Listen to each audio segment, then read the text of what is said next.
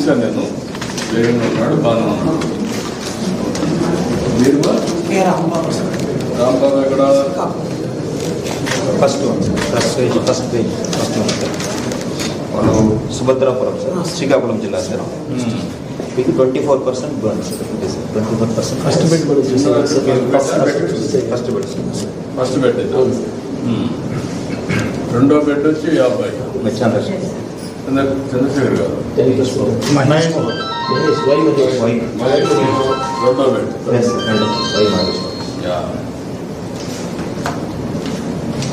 అదే చాలా వరకు ఇది ఉంది.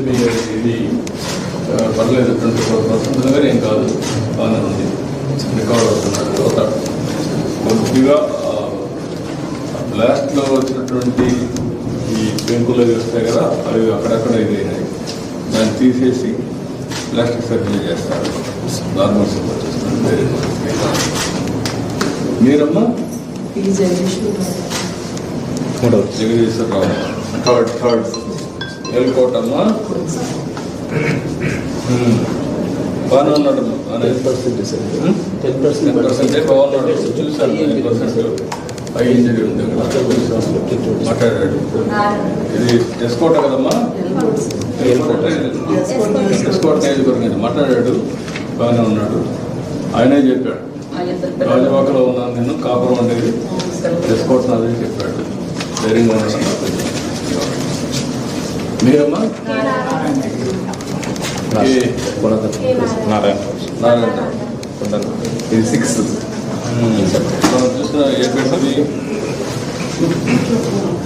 నారాయణరావు 36 లాస్ట్ చూసారు. చాలా బాగున్నాడు, ధైర్యంగా ఉన్నాడు. లాస్ట్ కంటే ముందు అదే లాస్ట్ అబ్బాయి అన్మ్యారీడ్ బోన్ ఫ్రాక్చర్. అతను ఎవరు? అతను బోన్ ఫ్రాక్చర్ ఏంటి?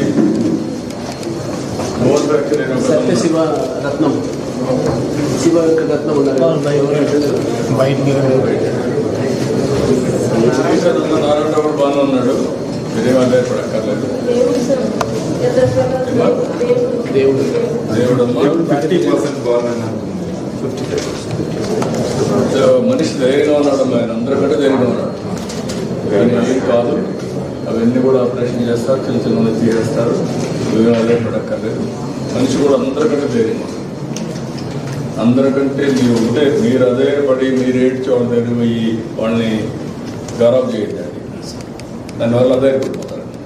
అట్లా కాకుండా మీరు వేరేప్పుడు ధైర్యంగా ఉండండి, వాళ్ళకు కూడా ధైర్యం చెప్పండి. అదే ఇప్పుడు కావాల్సి తొందరగా రికవర్ అవుతారు. బాగా సీరియస్గా ఇంజనీరింగ్కి అందరికీ ఒక 50 లక్షలు ఆర్థిక సహాయం చేస్తాం. మామూలుగా దెబ్బతిన ఒక 25 లక్షలు ఇస్తాం.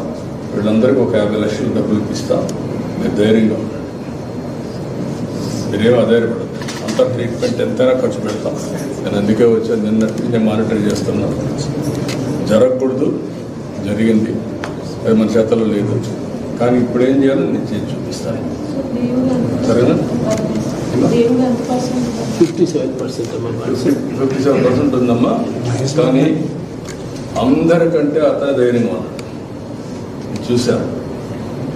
ఇంజనీర్ కదా ఆయన, ధైర్యంగా ఉన్నాడు. నేను మాట్లాడాను. మీరేం అదే అందరికీ కౌన్సిలింగ్ కూడా ఇప్పించమన్నారు. అందరికీ కౌన్సిలింగ్ కూడా చేస్తాం. బయట వాళ్ళు కూడా చెప్పి వాళ్ళకి ధైర్యం, ట్రీట్మెంటే కాకుండా ధైర్యం కూడా చెప్పాలి.